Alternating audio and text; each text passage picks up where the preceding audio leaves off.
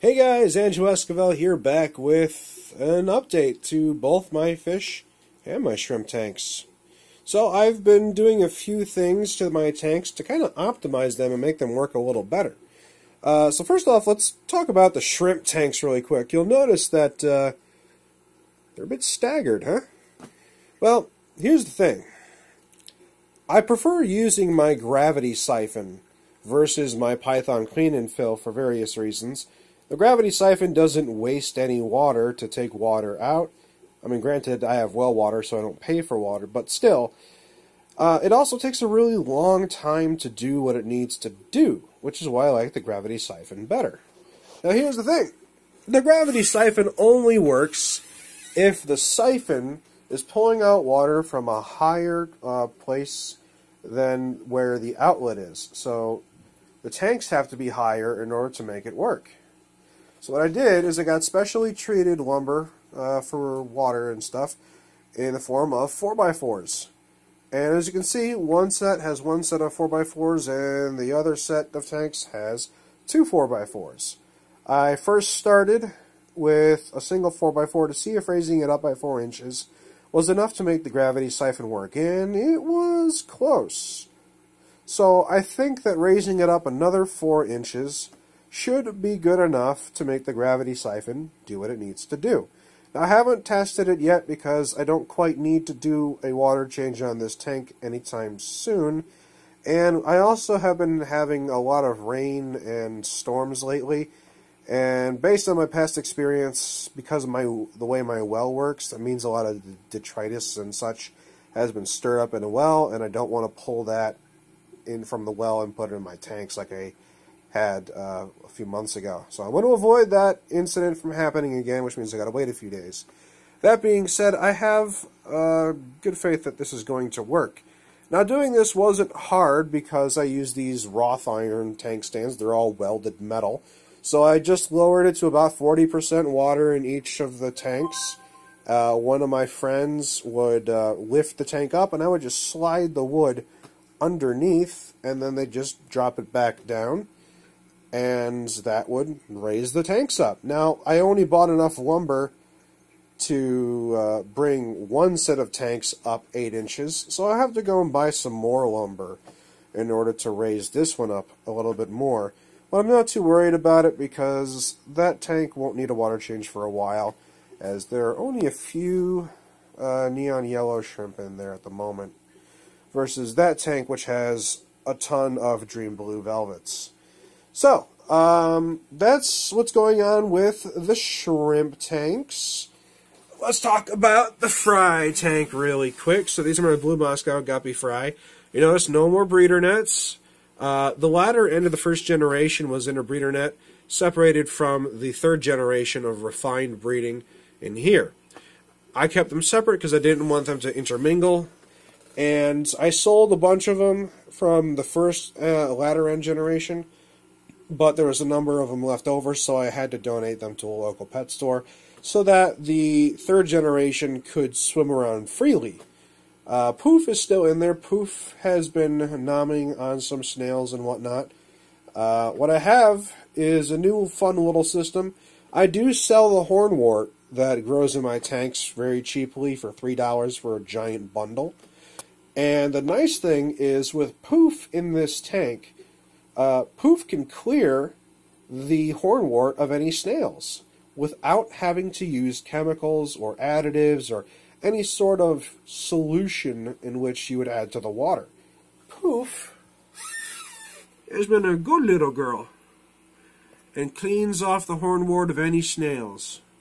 So once this hornwort has been poofified, I'll be able to sell it with a minimal risk of hitchhikers for $3 for a giant bit. And there's always more hornwort because you look down there. That's a lot of hornwort. I don't need that much in one tank. So once I sell that bit for $3, I pull off another big chunk and put it in there, which down there's a ton of pest snails, so inevitably they will be all over that hornwort, and then put it in there for a few weeks, poofify it, and sell it. So Poof, I won't be getting rid of Poof at all. Not as long as she continues to do what she does. And she's still not aggressive towards the guppies. Little babies. So that's good. Poof is too preoccupied eating snails. And whenever she needs a supplement, I have snails that are pests in the pumpkin orange tank as well, sadly. So I'll just scoop some out and put it in for Poof, and I've actually witnessed Poof eating for once. And she does definitely eat the snails. She's a very good analytical hunter. Now, moving on, the 40 breeder, my biggest tank. As you can see, sponge filters, both sides. Here's the thing. In order to create aeration, you agitate the surface of the water, and that helps allow the exchange of oxygen through some scientific means we're not going to get into. But before, I was just using this big old air stone, which did its job. It agitated the water at the surface, and that's how we got aeration. But here's the thing. Why bother with something that just does one thing when I can have something do 3 things for the same amount of air? You see, the sponge filters agitate the surface of the water all the same. Only now, they can collect biological media, or they are biological media, in which bacteria, your beneficial bacteria, can grow on. On top of that, they also provide mechanical filtration to help get those tiny particles trapped so that the water is nice and clean. So I get to do all of that for the same amount of air that was used in a single air stone. And I used a simple T-valve to split the air line between 2 sponge filters. Each sponge filter is rated for a 20-gallon tank. I personally use these in my 10-gallon tanks. I think people who sell these tend to overestimate the size in which the tanks they're really, really rated for. And the best part is, keeping them in here doing this not only provides aeration for my blue Moscow guppies, but it is the media is being seeded by the bacteria that is in the water. Eventually the bacteria will grow and multiply on the foam, and these will become fully cycled sponge filters just by staying there and doing what they do, because in the future I plan to add more shrimp tanks. Now, I don't plan to add more until I have plenty of orange and neon yellows.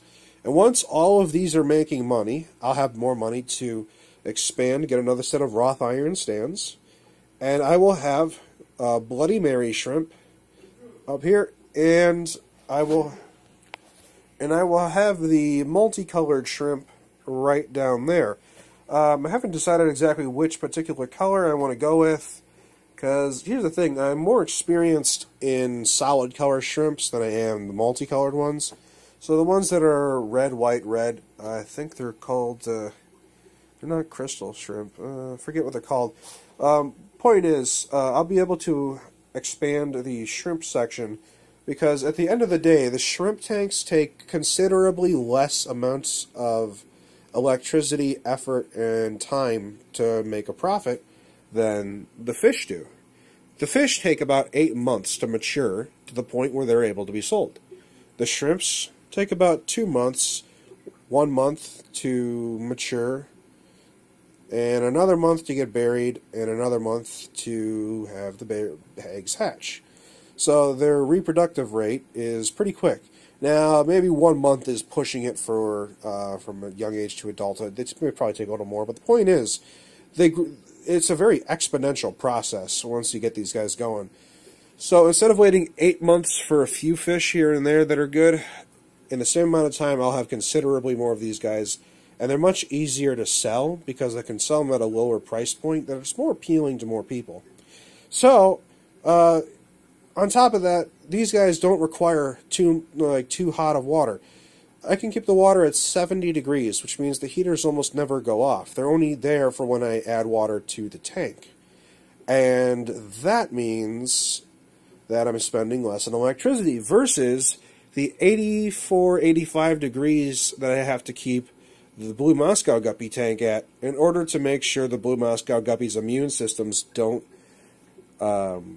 collapse on them, because Blue Moscow Guppies or guppies in general, get sick very easily. Their immune systems are terrible. So it takes a lot more effort to keep these guys alive, healthy, and reproducing than it does shrimp. So that's why I think expanding into shrimp is better financially if you're trying to breed for profit. But these are my great experiment. I do want to join my local guppy association, but only after I have refined the genetics on these guys enough to the point where I can bring something to the meetup that I can be proud of. So, with that being said, those are the upgrades and things that I do. There is one more thing, actually. It involves this tube. This tube I can do something I call targeted feeding. There's a lot of spots where, like Peaches, my pleco, he won't come out of his rock most of the time during the day. So I stick this in the water, and I just drop the sinking pellets through the tube, and it's all going to land right outside his rock. And that way he knows that the food is there rather than dropping it randomly and making him search for it.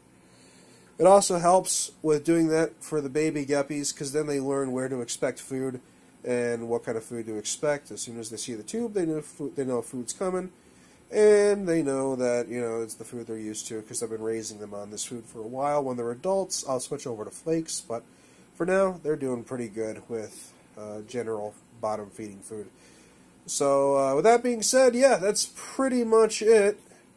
I think I have added some nearite snails to help clean the tanks of algae, but other than that, yeah, that's all the updates in terms of how I've managed my tanks.